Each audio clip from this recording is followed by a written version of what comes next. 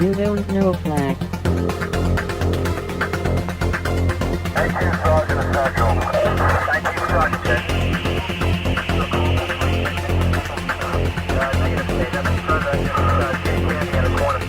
You Don't Know Flack. Welcome to You Don't Know Flack, a podcast full of stories about retro gaming, retro computing, video games, arcade games, and technology from a guy who was there and still is. My name is Rob O'Hara, but for the next 30 minutes, you can call me Flack. Episode 2 Dungeons and Dragons. Hello out there, and welcome to episode number 2 of You Don't Know Flack. As many of you may know already, Gary Gygax, a man whose name I've been mispronouncing for the majority of my life, passed away earlier this month, and the second episode of You Don't Know Flack is dedicated to Gary. Gary Gygax, I need to say that about 20 more times, is the co-founder and creator of Dungeons and Dragons and TSR Enterprises, the company behind Dungeons and Dragons. And a lot of people that are listening to this podcast are listening to it because of the retro aspect of games and video games and stuff. So Dungeons and Dragons may not seem to be related to that, but I do have a lot of D&D related type stories. I played D&D as a kid, and I played a lot of D&D video games too. So I'll try to tie all that together. And you know what? It's a bunch of fun, goofy stories. So if you liked the first episode and you like my stories, then I think you'll dig it, even if you're not a fan of Dungeons and Dragons. So let's go ahead and get started with episode number 2. Dungeons and Dragons.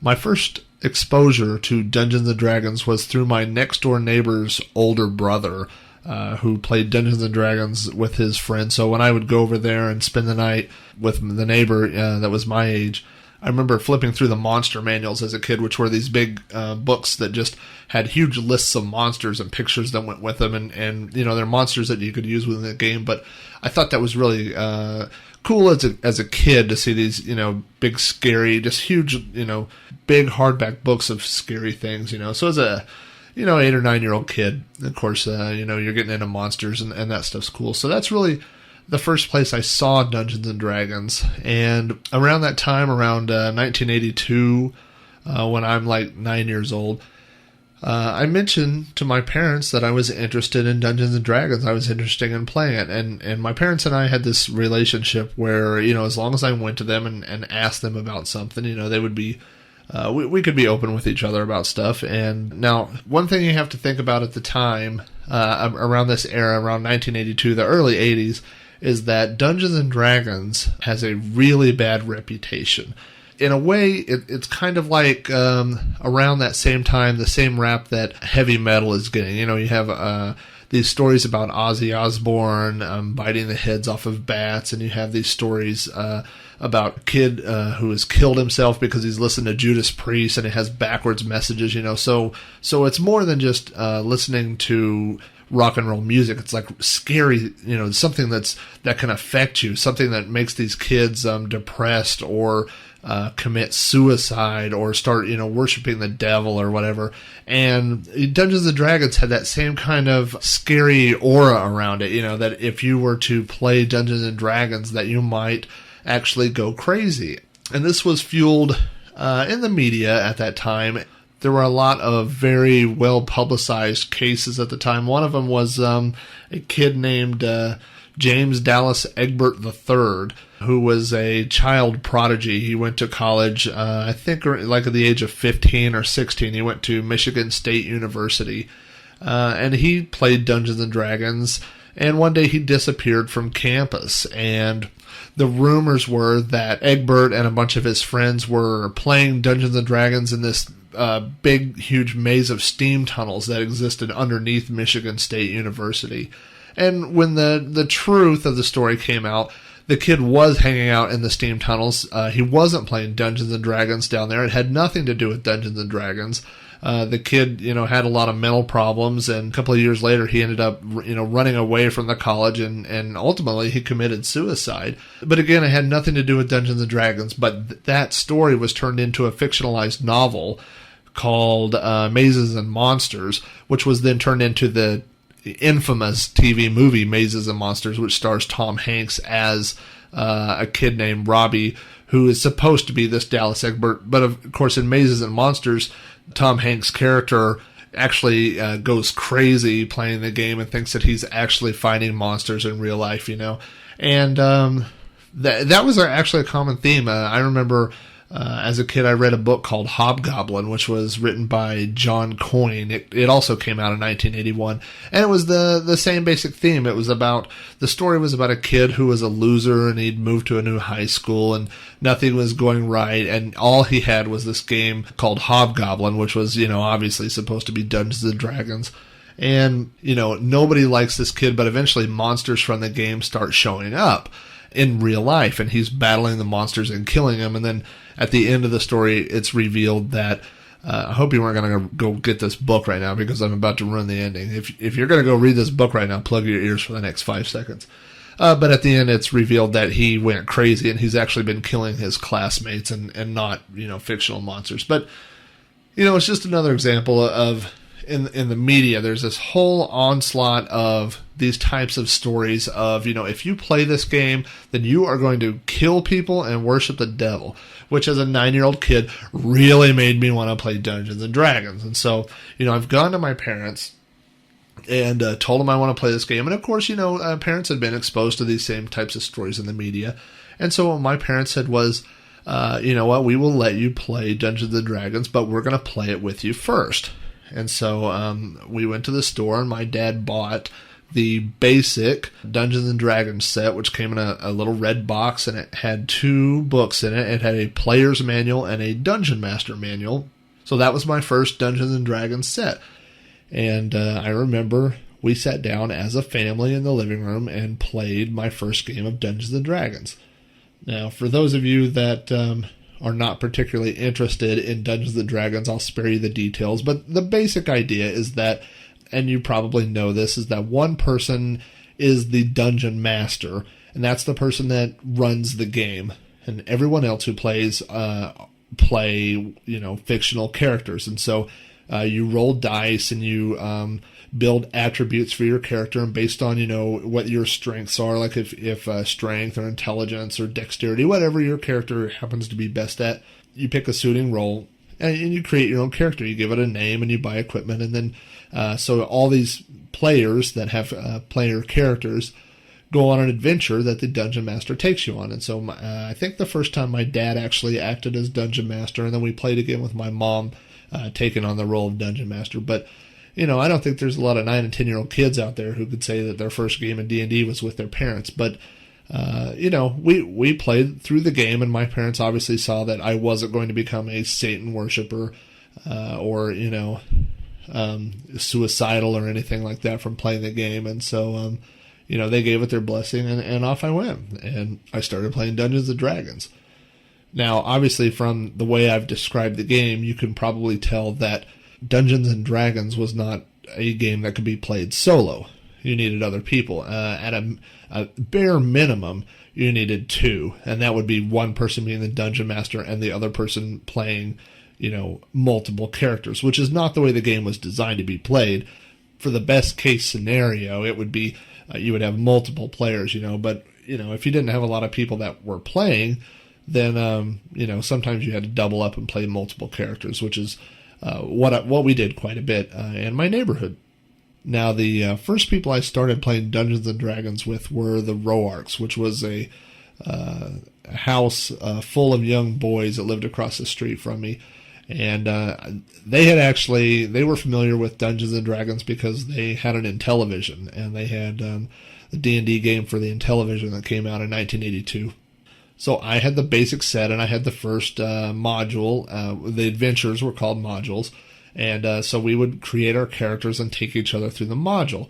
Now, one thing that went with Dungeons and Dragons was spending money. And obviously, as, 9, 10, 11-year-old boys. We didn't have any money. For example, one thing when you created characters, there were these big elaborate character sheets that were formatted, very nice formatting, that you would fill out and put all your attributes and your inventory and stuff. And obviously you couldn't just create these on sheets of notebook paper with pencil because, there was a lot of erasing. So if you erased your character, erased your hit points or something like that, or changed your inventory, you would erase the sheet too.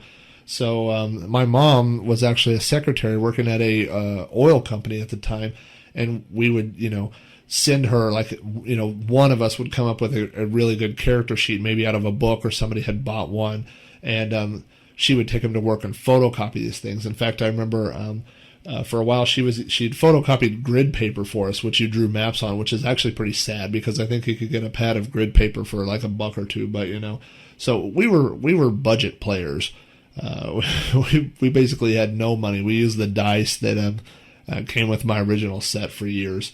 And then you had to have these modules to go on adventures, to take each other through adventures, and we didn't have the money to buy these modules, so we made up our own. And when you're 10 years old, you don't really have a lot of grasp on this fantasy reality, whatever that is.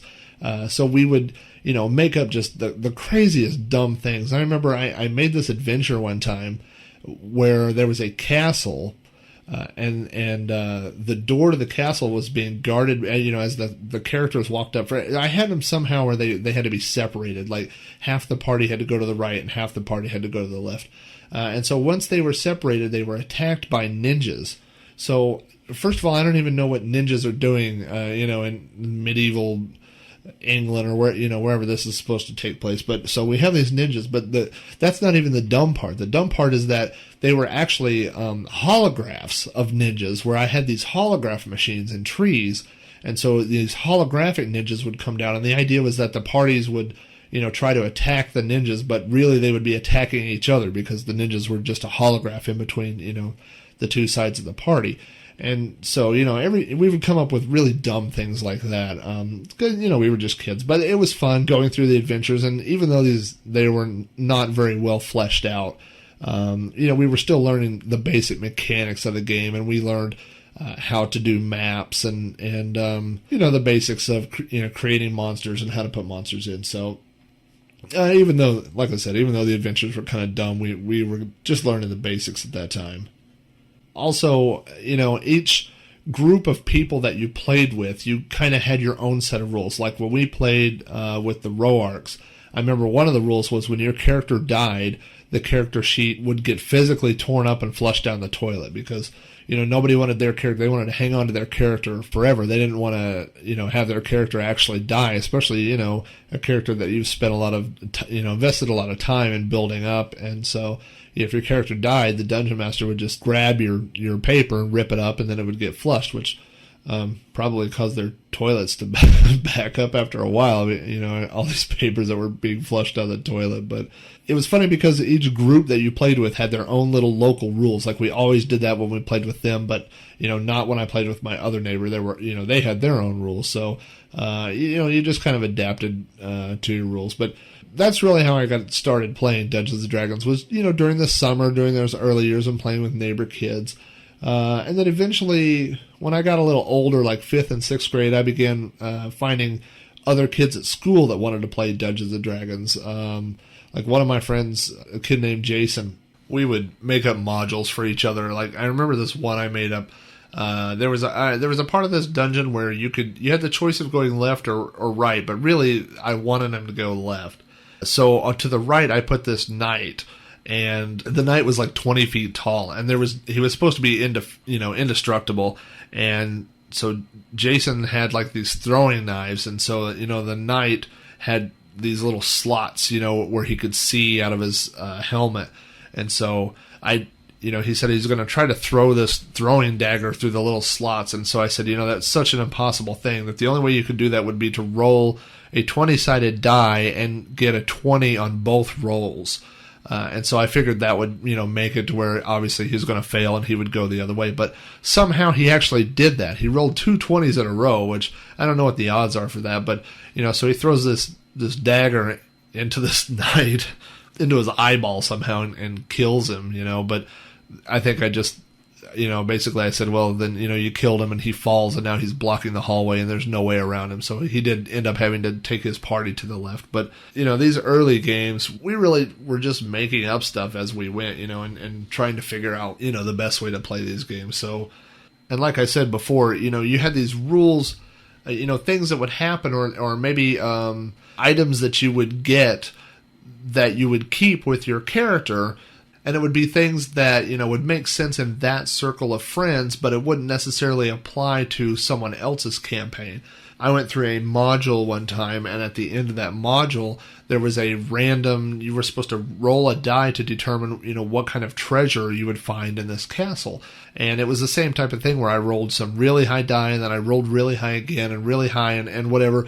And I ended up getting like the Throne of the Gods, which was this artifact that had been blessed by Zeus or somebody like that, and it gave whoever sat in this throne and owned this throne special things. Like it gave me one wish every day. And so, when you would get these type of things, they would, they had a way of ruining campaigns, a campaign being a group of people that got together and played, because now all of a sudden one character can make a wish every day. So if you wish that all the, you would know where all the gold is in a dungeon or something, it'd take away from the gameplay. And so, like I said, you have this campaign where maybe you played with this one group of friends that you would all have these like crazy type like artifacts or whatever, and then another group of friends would play really conservatively. And so, it didn't make sense to take, this super artifact from one group and take it over to another group, so it was always kind of weird jumping from things. In fact, some of the kids I played with in my neighborhood, we decided we were going to make this fantasy league, and each of us were going to pick a television show and make characters based off that television show. So like one guy picked Teenage Mutant Ninja Turtles, and so he made a bunch of characters that were the Teenage Mutant Ninja Turtles, and somebody else picked He-Man, and I actually picked the Thundercats.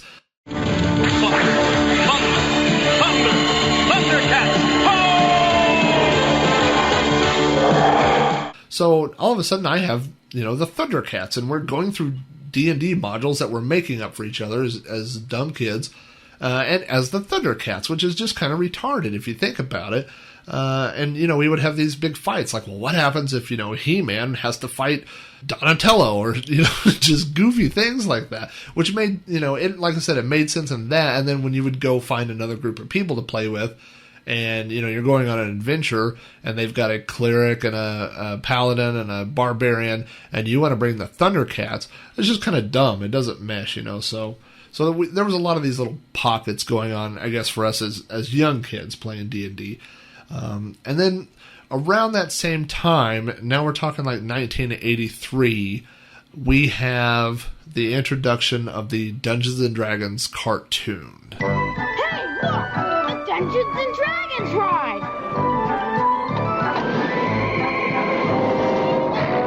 Wow, it's neat! Give me a break. I don't like this! Whoa! What's happening? Whoa! Where are we? Look out!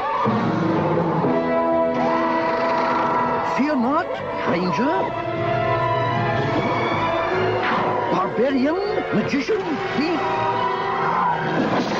cavalier, and acrobat.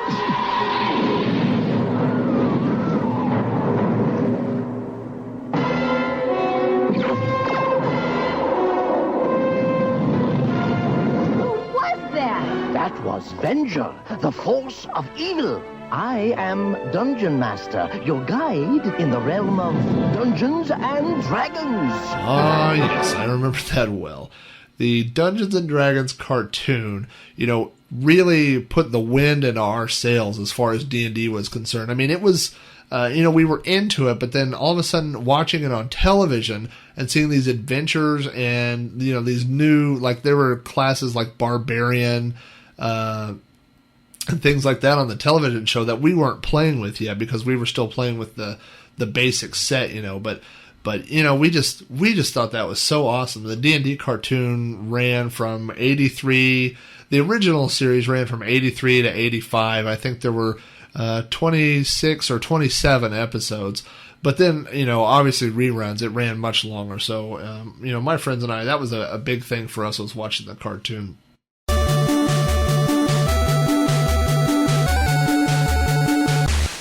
So now we come up to junior high. We're in 1985, and I'm 12 years old. And, in seventh grade in my town is where all, before that in elementary school, there are half a dozen elementary schools, but at mid-high, there's one mid-high. So all these schools get dumped in, and all of a sudden you meet all these other tons and tons of new kids that you've never met before.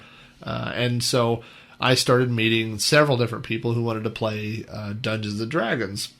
One of them was a kid named Lewis. And, I'm just going to touch on these briefly because there's not a lot of things. But Lewis, if I had to think like one or two things about Lewis, one is that he was the first kid. We had just started getting into AD&D, Advanced Dungeons & Dragons, which was, the basic sets were, basic. They didn't have a lot of rule sets to them. But the AD&D books were big, thick, hardback books that had tons and tons of rules. And not only were they more complicated, but if you wanted to play, you had to invest money in these hardback books.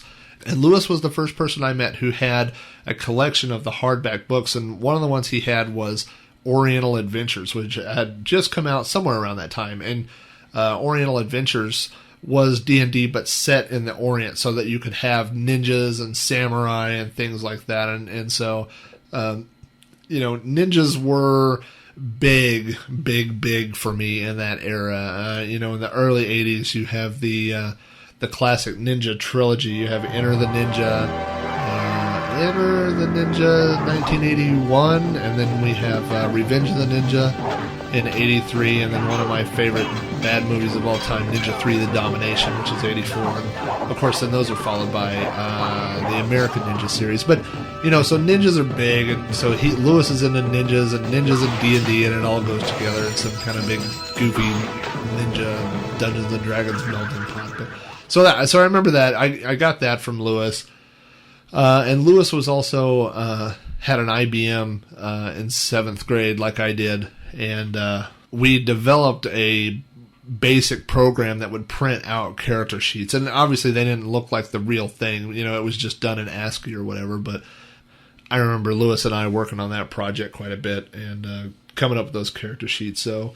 But that was Lewis, and I had a couple other friends. Like I had a friend named Stoney, and Stoney and I would play Dungeons and Dragons. Both of our moms bowled on the same bowling league, and they bowled every Wednesday night. And so Stoney and I would meet at the bowling alley and sit in the snack bar and bring all our D&D books and work on different things. But probably the most influential person I met during that time was my buddy Jeff. And Jeff had another friend named Andy Green. And Andy Green's older brother, Luke, was big into Dungeons and Dragons. He had all every book, all the monster manuals, and on his wall was this huge map of where they had gone on adventures and things. So Luke was really into Dungeons and Dragons. Jeff and I started playing Dungeons and Dragons, but we didn't play a lot of it because Jeff, for those of you that have read Commodore, Jeff was Charon. Jeff also had a Commodore 64, and right around this time, 85, is when I get my Commodore 64. And really, we find that with two people, Dungeons & Dragons is starting to not be very much fun. But what is fun is playing these role-playing games on the computer. And Jeff was a big fan of Ultima. I didn't play a lot of Ultima. I played Wizardry, which was a dungeon crawler type game. And then later that summer, I'm thinking probably the summer of 86, Jeff got Bard's Tale. And to us, Bard's Tale was pretty much Dungeons and Dragons, but on the computer. Wizardry was too, but this is the first one, that we played together. And the cool thing was, when you were playing on the computer, first of all, the computer acted as the dungeon master. The computer had, the maps and presented us the monsters and all those types of things. So we didn't need a dungeon master anymore. That really changed the way that we played Dungeons and Dragons. Also, it changed things because we could, you didn't have to get people together anymore. if the computer was willing to be the dungeon master, then we didn't need somebody to do that. So you could just play by yourself. So it was still like playing D&D, but you didn't have to get a group of people together for it all of a sudden. So Jeff and I spent the summer of, I think, 86 playing Bard's Tale. And I did actually talk quite a bit about this in Commodore, but what we would do is, now I had already played Wizardry years before with my dad and had learned how to do computer mappings. So you would take actual grid paper and every square that you moved in the game was a square on graph paper. And so you would graph out, the entire dungeon and mark where you had found treasure and stuff. So I already knew how to do that going into Bard's Tale.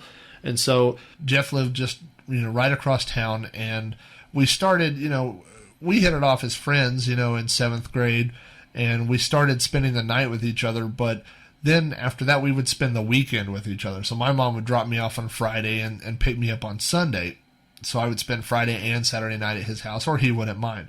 And so I was a night owl, but Jeff was really a night owl. I mean, Jeff would stay up hours and hours. Like, I could stay up till maybe 2 or maybe 3 in the morning, but Jeff would stay up, through the entire night.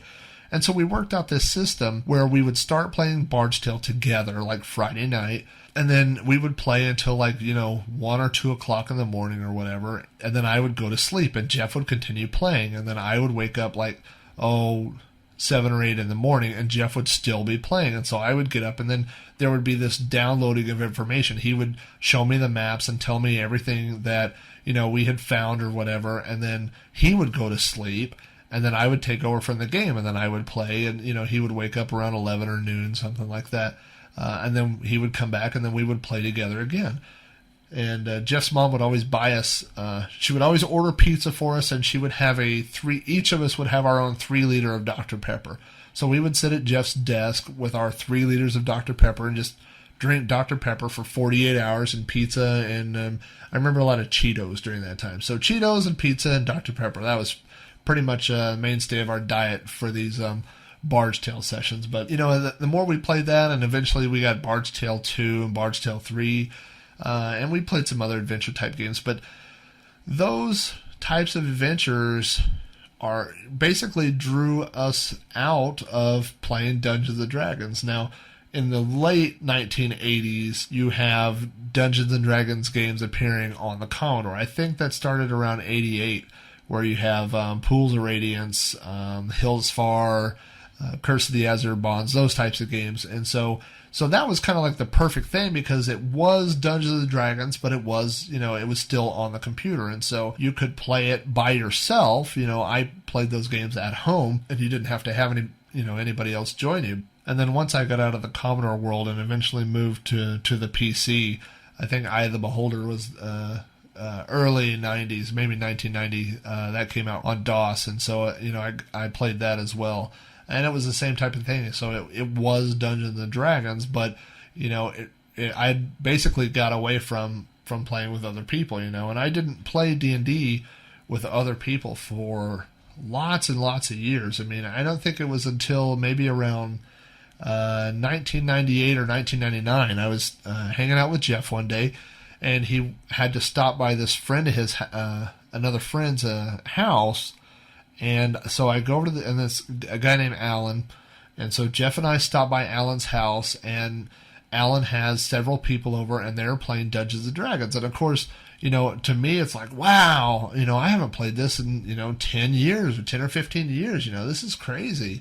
I didn't know people were still doing this. And I'll never forget, we walk into the house, and Alan and someone else are having a heated argument over which are smarter, red dragons or gold dragons. And so the argument is, I think one of them was supposed to be the smartest type of dragon in Dungeons and Dragons, but the other one was the smartest in Tolkien folklore. So this argument is going back and forth, and as we walk in, all of a sudden we become part of the argument. They're asking us, and I'm like, really? I'm having an argument with adults over which type of dragon is smart, and they're pulling out reference material. In this magazine it says this, and they're trying to pull these things out. So I remember thinking that it was I I remember thinking how silly it was at the time, but also, I was kind of intrigued by these people that were still playing D&D. And, maybe a year or so later or 2 years later, Jeff tells me that they're looking to start a new campaign and wanted to know if I'd be interested in playing. And so, I told him, yeah, I think this would be kind of fun. So we get together, and it's Alan and Jeff and myself and a few of our other friends. And this is really, I guess, the first time that I played D&D like you're supposed to. I mean, we actually, followed the rules. Like, I know one rule that we never followed as kid was encumbrance, which was, this a mathematical way of figuring out how much you could carry and how fast you could move based off what you were carrying, which, is basic physics. I mean, obviously you cannot carry 28 different types of weapons with you at any given time. So, going on an adventure, you'd have to plan on what you were taking, and that's what you put on your sheet. But so as kids, we were like, no, we all had, fleets of donkeys with us that would carry around, everything we owned. But, so when I started playing with these, grown-ups, we actually played it the way we were supposed to play, and it was really fun. I really enjoyed it. And, another thing we did as adults that I had never done as kids is everybody played one character. So, I would, beforehand, I would think, well, what would this character do? So I took the idea of role-playing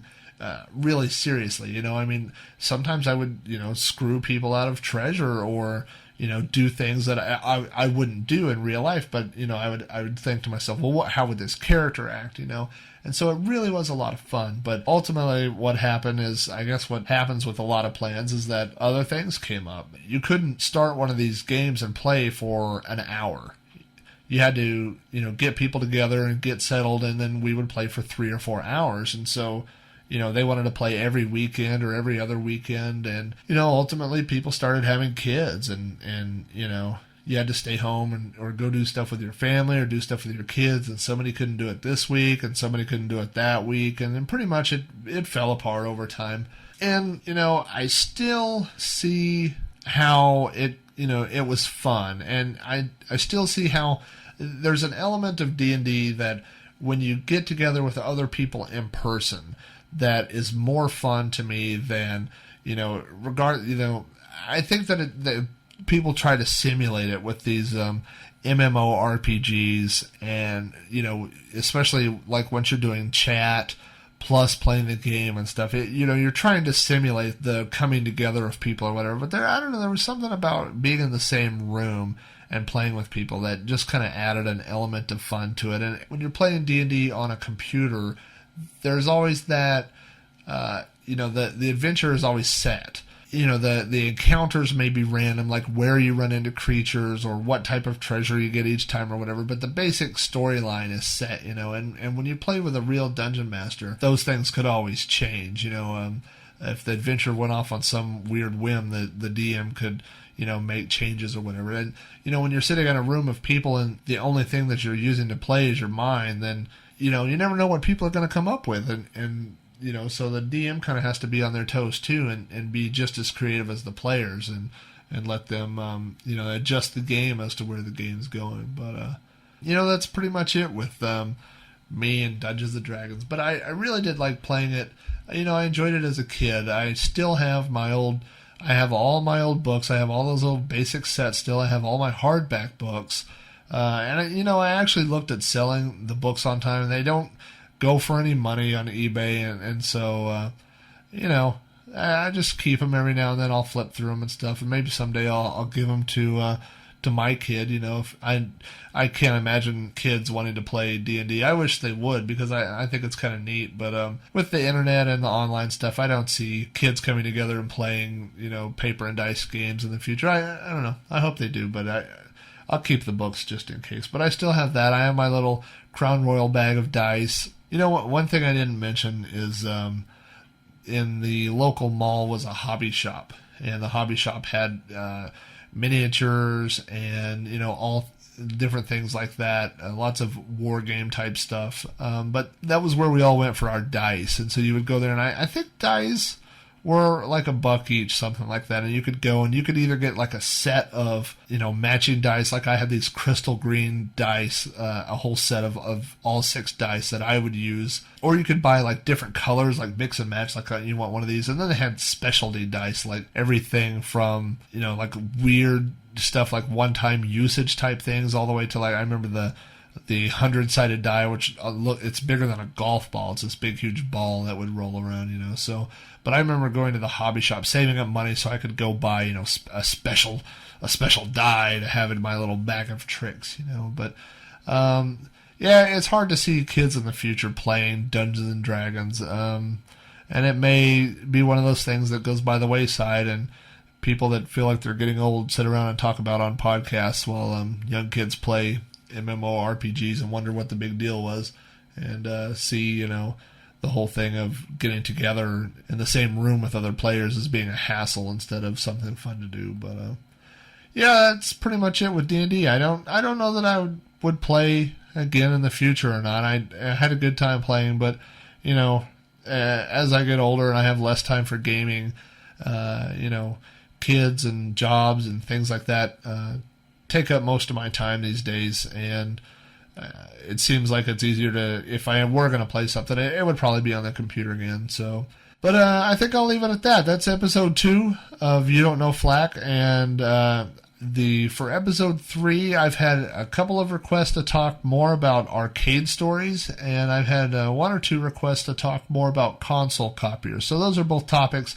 I'm pretty sure episode 3 is going to be about arcades. So if you're interested in the old days of arcades and arcade games, then tune in for episode 3. That should be coming out April 1st or thereabouts. And I think that's where we're going to leave it. So thanks for listening to episode 2. If you have any requests, questions, or comments about the show, you can drop me an email. My email address is robohara@robohara.com. That's ROBOHARA. And if you want to subscribe to the podcast, we have an RSS feed now at tech.robohara.com, so stop by there and sign up for the RSS feed, and I think that's it. So thanks for listening, and we'll see you in episode 3.